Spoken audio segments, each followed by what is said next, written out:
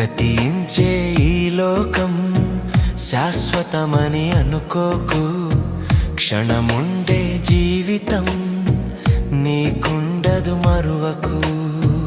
గతించే ఈ లోకం శాశ్వతమని అనుకోకు, క్షణముండే జీవితం నీకుండదు మరువకు.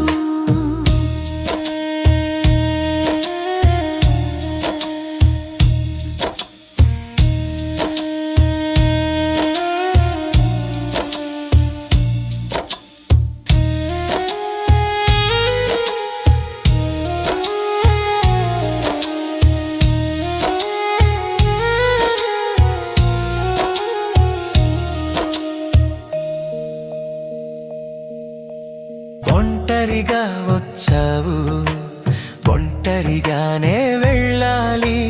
నీ వారెందరూ ఉన్నా విడిచి వెళ్ళిపోవాలి. ఒంటరిగా వచ్చావు, ఒంటరిగానే వెళ్ళాలి. నీ వాడెందరూ ఉన్నా విడిచి వెళ్ళిపోవాలి. లోకంలో ఎన్నెన్నో చేయాలనుకుంటూ వాటిని సాధించుటకే జీవితకాలం ఇస్తూ, ఈ సమయం ఎందుకుందో తెలియక బ్రతికే ఓ మనిషి. గతించే ఈ లోకం శాశ్వతమని అనుకోకు, క్షణముండే జీవితం నీకుండదు మరువకు.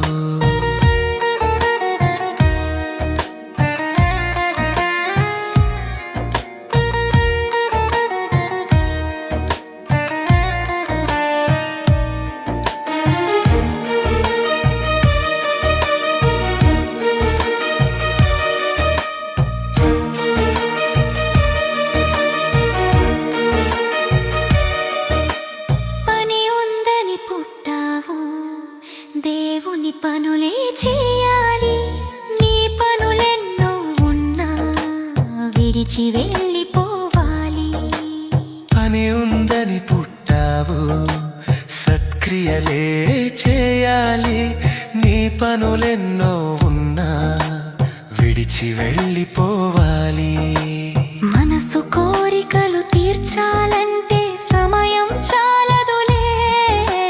వ్యర్థముగా ప్రయాస పడితే పరమున చేరవులే. దేవునికై బ్రతికి వెళ్ళిపోవాలి ఓ మనిషి. గతించే ఈ లోకం శాశ్వతమని అనుకోకు, క్షణముండే జీవితం నీకుండదు మరువకు. గతించే ఈ లోకం శాశ్వతమని అనుకోకు, క్షణముండే జీవితం నీకుండదు మరువకు. జీవితం చిన్నది, చెప్పాను కదా. ఈ జీవితం నథింగ్, జీరో, ఏమీ లేదు ఈ బ్రతుకులో. ఏదో ఏదో ఏదో ఏదో ఉంది అని మీరు అనుకుంటే మీ అంత అమాయకులు లేరు.